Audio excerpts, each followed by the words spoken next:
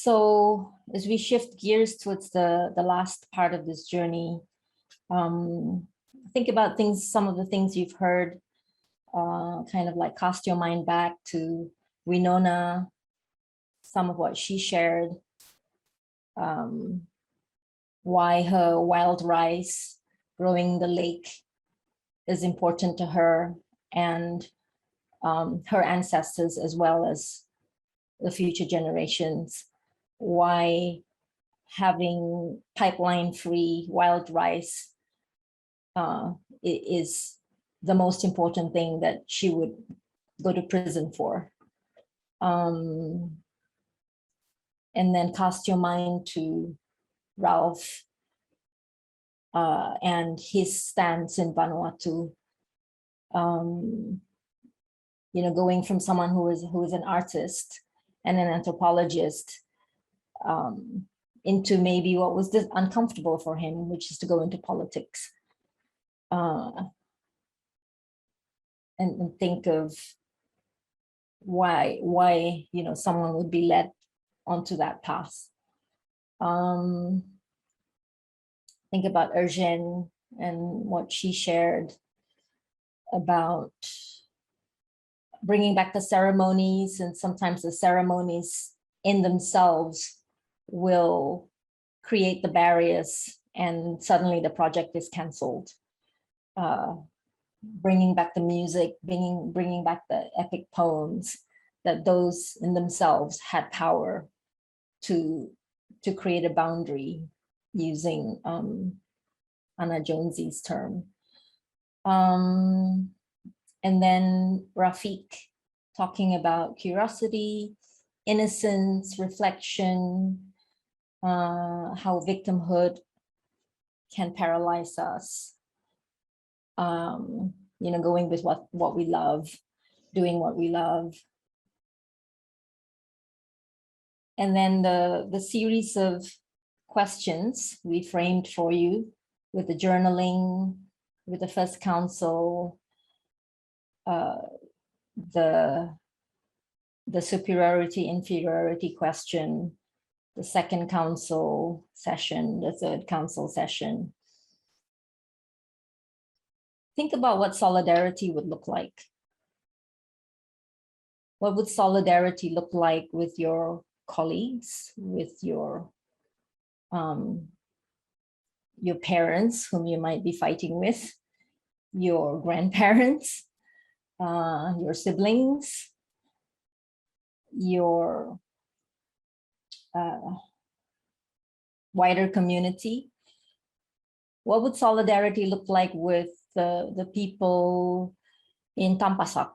What would solidarity look like with the people working in the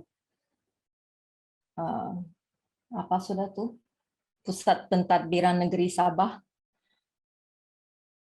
What would solidarity look like with our state leaders?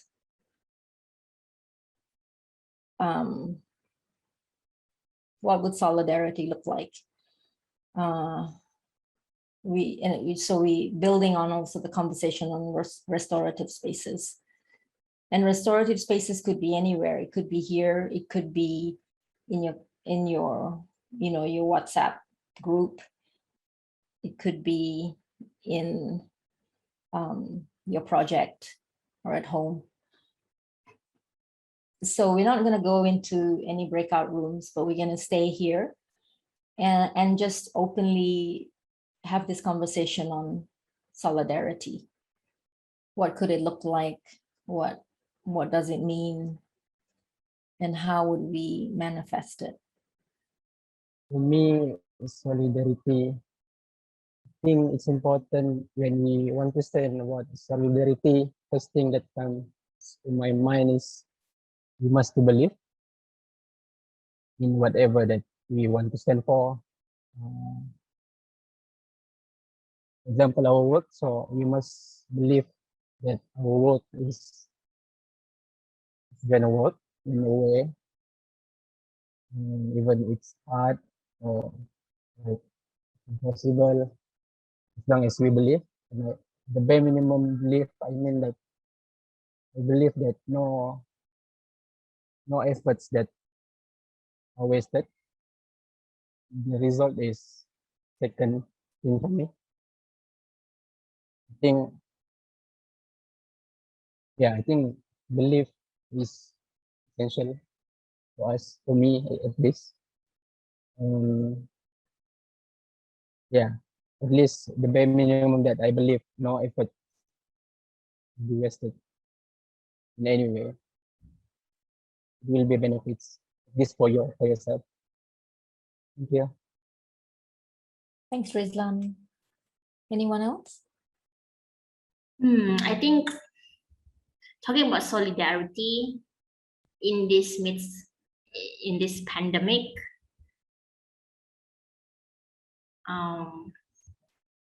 the work that we do involves a lot of stakeholders. So when I think about the government side, things are not really moving. When I think about the grassroots, our partners on the ground,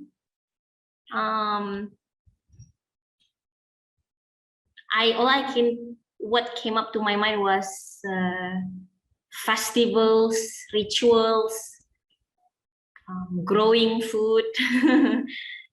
I think that just came up, just like that lah.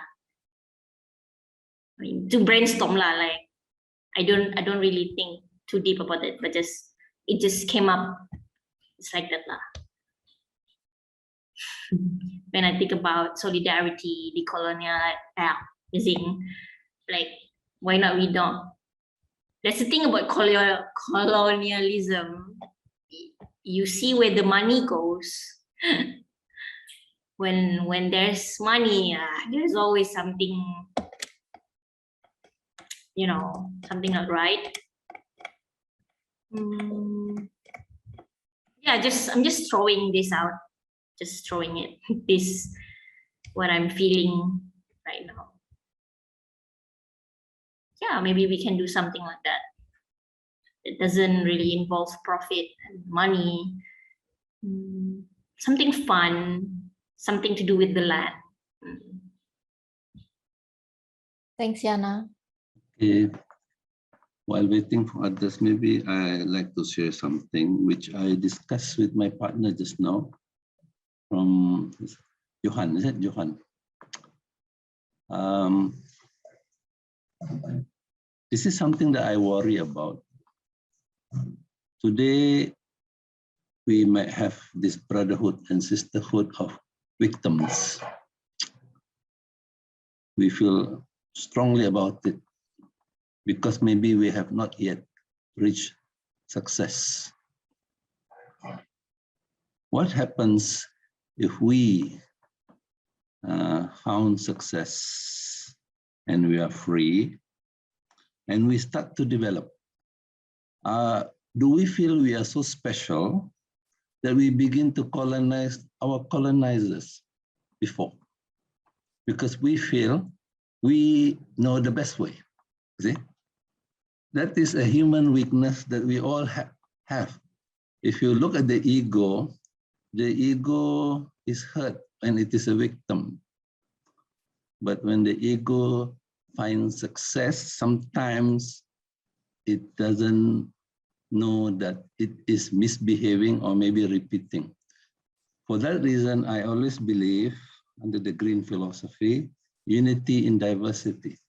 Yes, we should work hard to find our identity, our uniqueness, and so forth.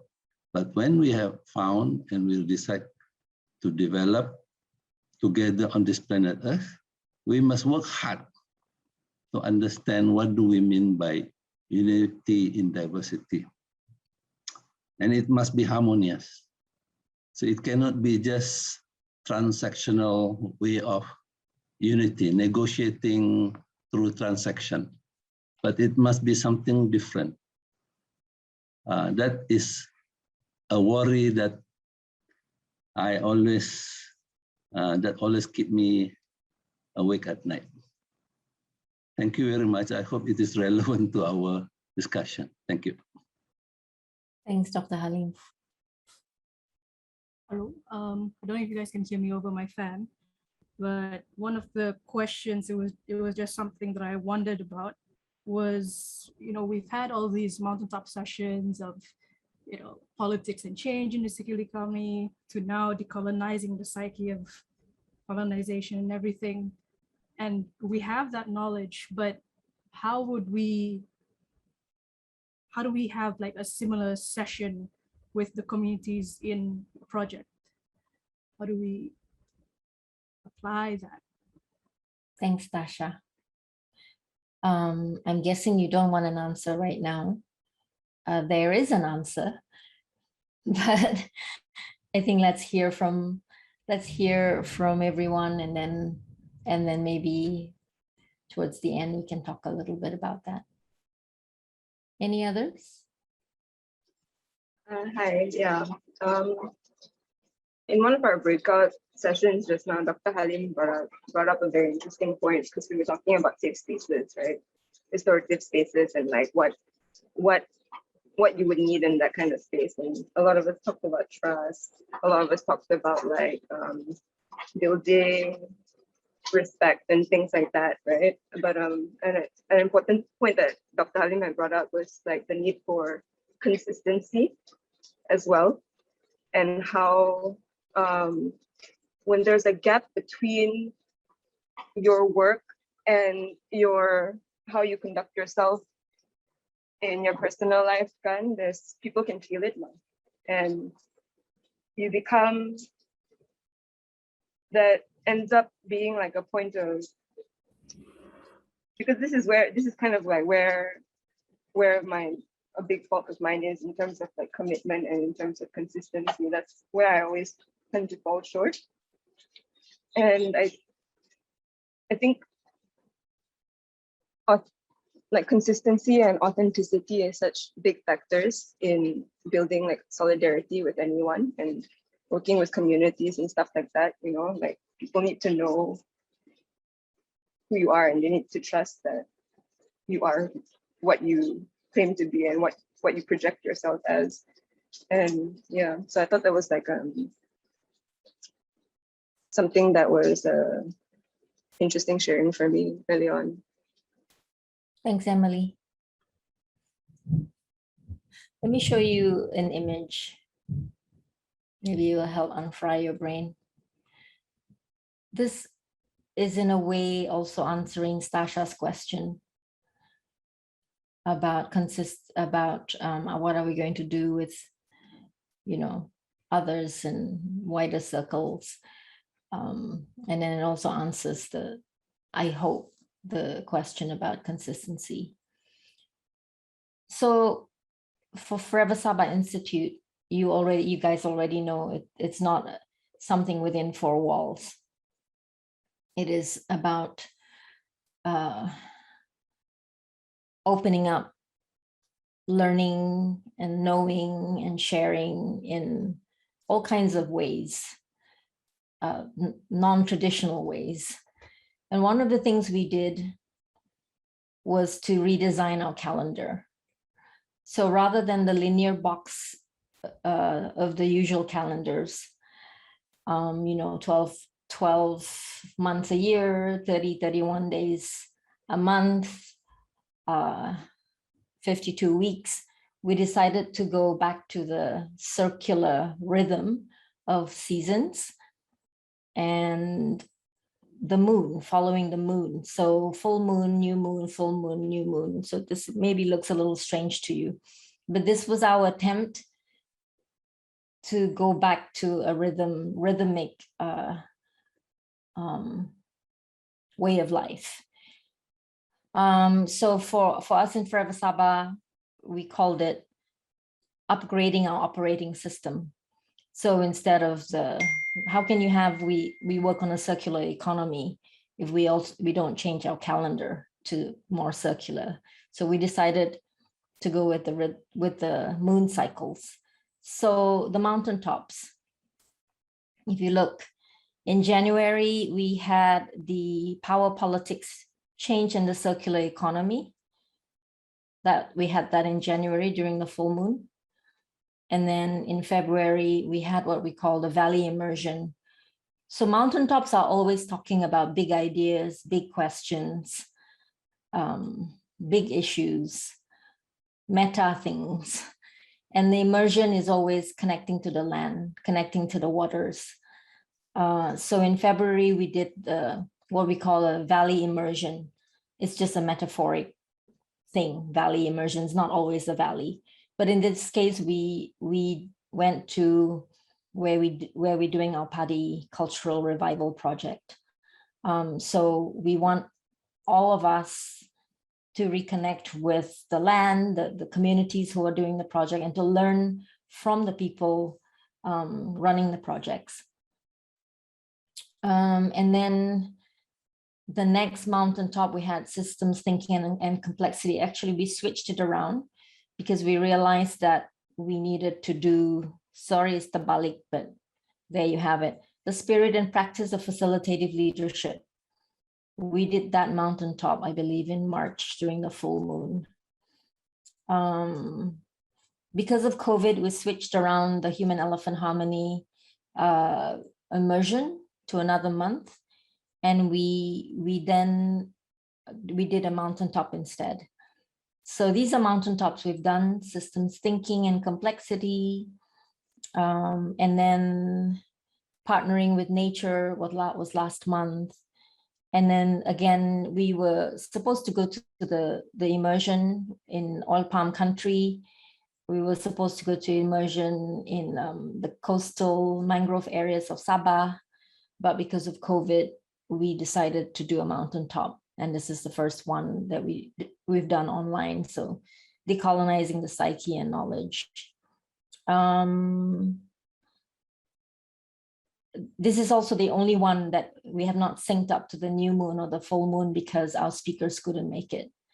But everything else, I think we've been able to sync up with the full moon and the new moon. And we will continue to do that until the end of the year.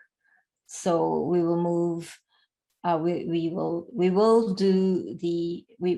hybridizing some of this sessions. We have one more mountaintop left, which is community organizing leadership training. So what is the point? The reason all of these things are recorded and the reason all of them are edited to become course design and content, and will go onto the FSI website, is for us to be able to do them again. So we will do them again next year, and we will improve on them next year. We hope to invite more people next year. We want to translate this course design and content into BM. We want to invite more regional people. Originally, the idea was even from Sarawak, from Kalimantan, but we had to readjust because of MCO. In fact, we also invited some of our government partners, and many times they were close to coming, but because of MCO, they always withdrew. But certainly next year, that will be the intention. And for us, I think this is a place that this calendar is meant to be a restorative process in itself. Taking us out of our work, our day-to-day work, just taking 3-4 days just to be with each other, to learn from each other, to experience the landscape or the seascape of others, and to understand their issues, and then to work together on solutions. Not in a way that says, I so kasihan you, I'm gonna come and, because I kasihan you, I'm doing this, but it is in solidarity. It is in accompaniment. We hope that it will be, this was what we call the operating system upgrade to the 2.0 system. And we hope that next year, it'll be the 3.0 and so on. And we get better at it. But it was really to interrupt and disrupt our very busy linear pushing.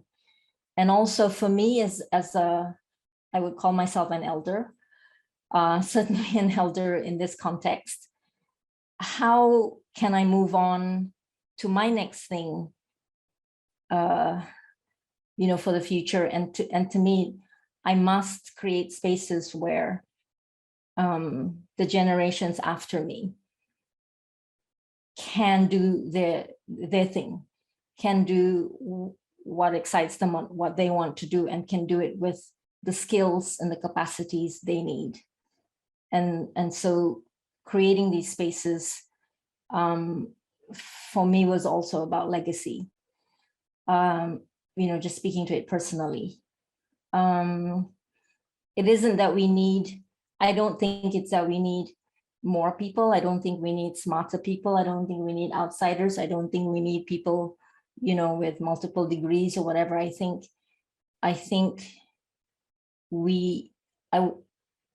at least within Forever Sabah's context, want to create these spaces for people to find what they love. You know, remember what Rafiq said, what they're curious about, what they wake up, you know, they love it and that's what they want to do.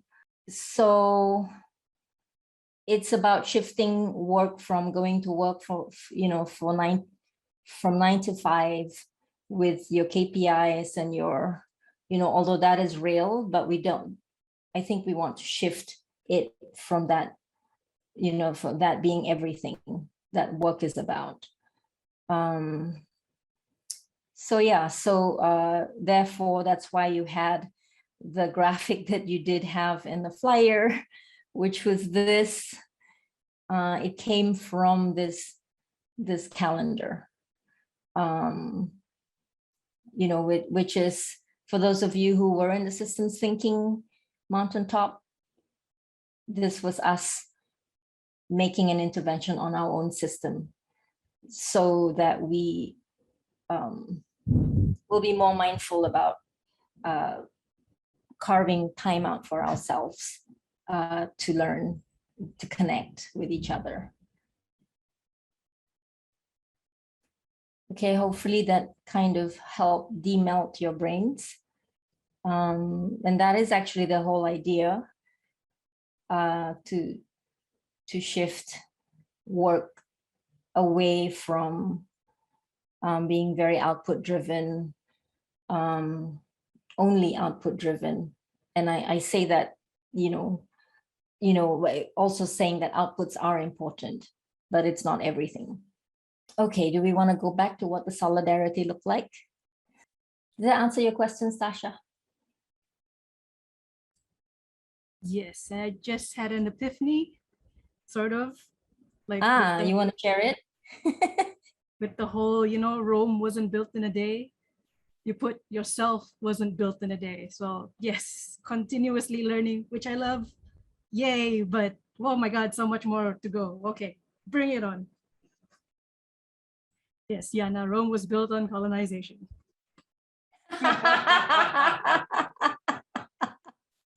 Indeed, it was.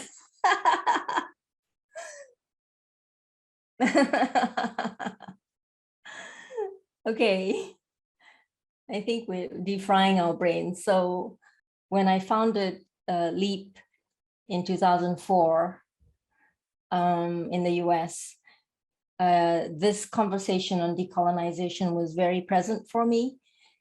It was actually in the darkness of that conversation while I was in the US within the criminal justice system that LEAP was birthed. So it was very much the fiery beginnings of LEAP, but it's been something that I held within myself. And so to share it more, you know, in this way with my colleagues in LEAP as well as Forever Sabah is very meaningful for me, you know, to build the literacy the understanding around the topic of decolonization.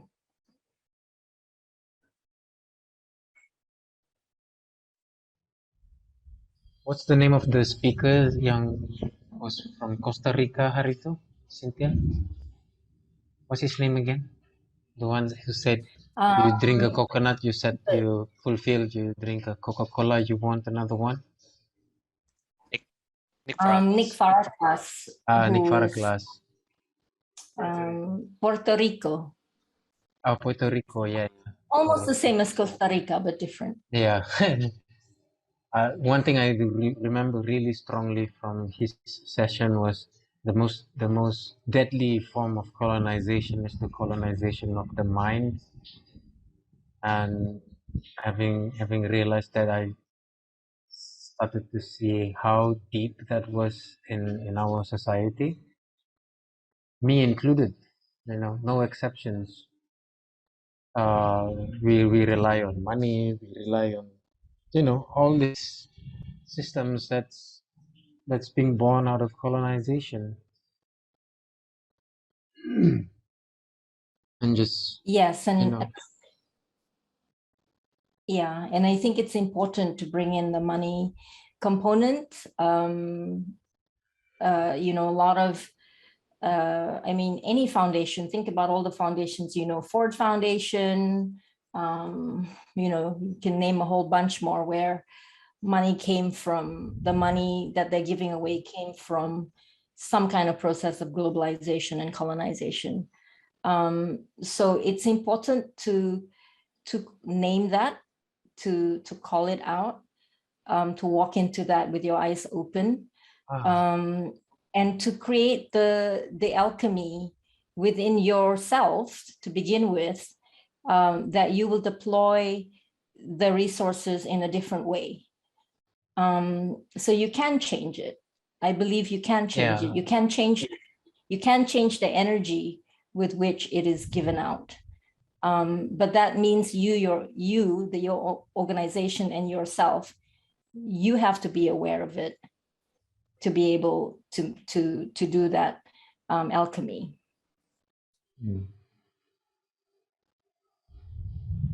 Definitely some positives to look at and to self-remind of. Yeah. Okay, so last 20 minutes, solidarity, restorative spaces,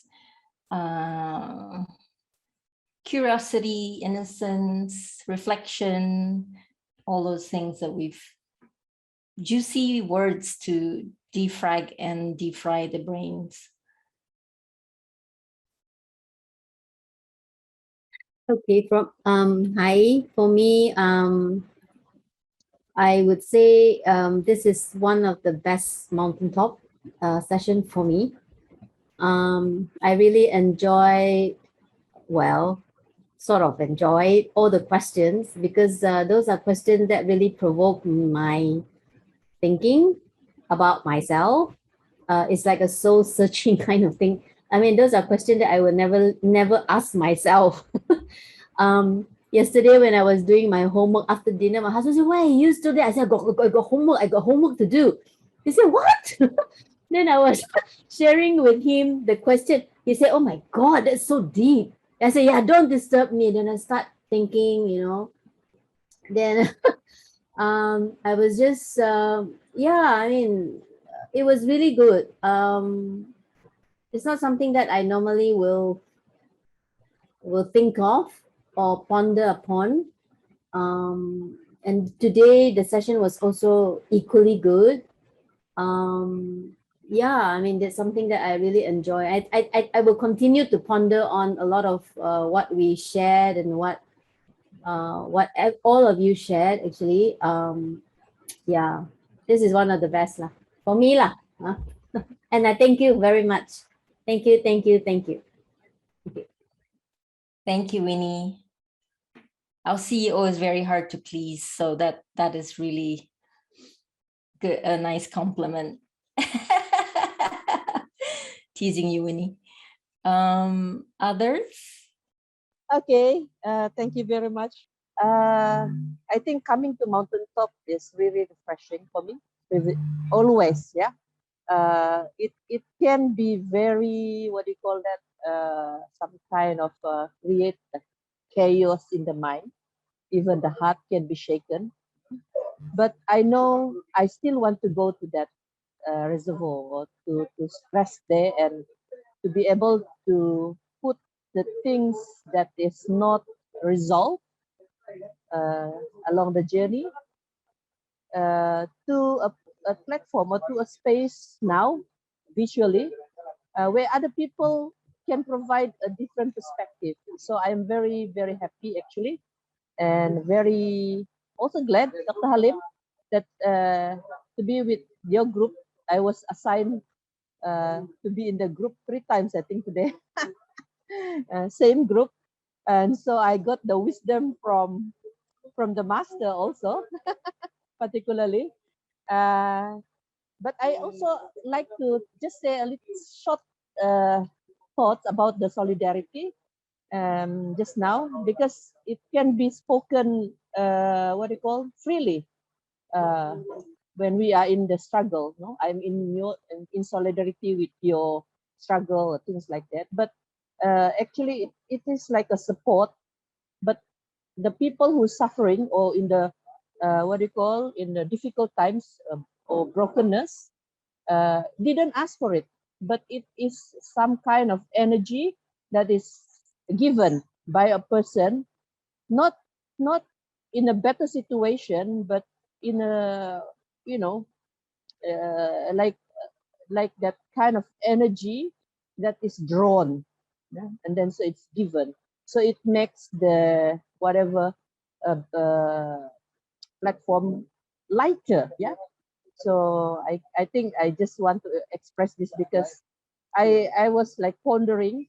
I didn't want to show my face just now when I was thinking about the solidarity, because it's like, when did I receive solidarity from people?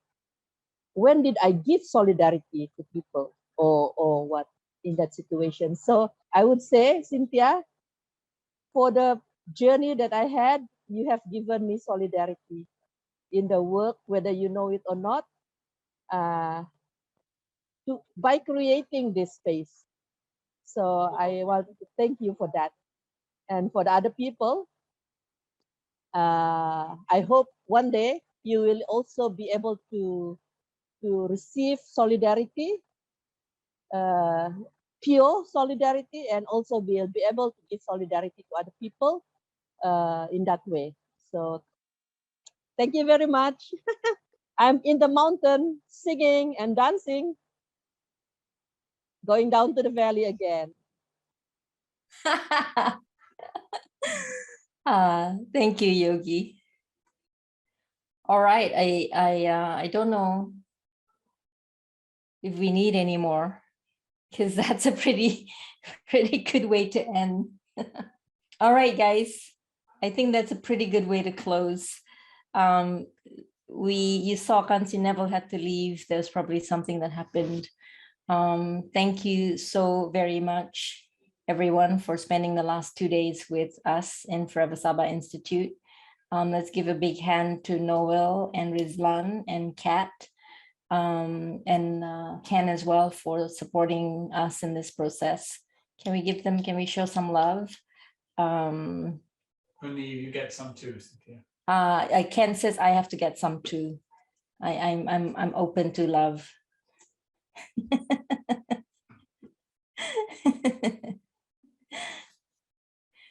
Thank you, everyone. Thank you, everybody. Thanks, everyone. Good job. Okay, Thank bye. you. Thank you, guys. Thank you. Jumpa lagi. Thank you. Bye-bye. Thank you so much. Thanks, everyone.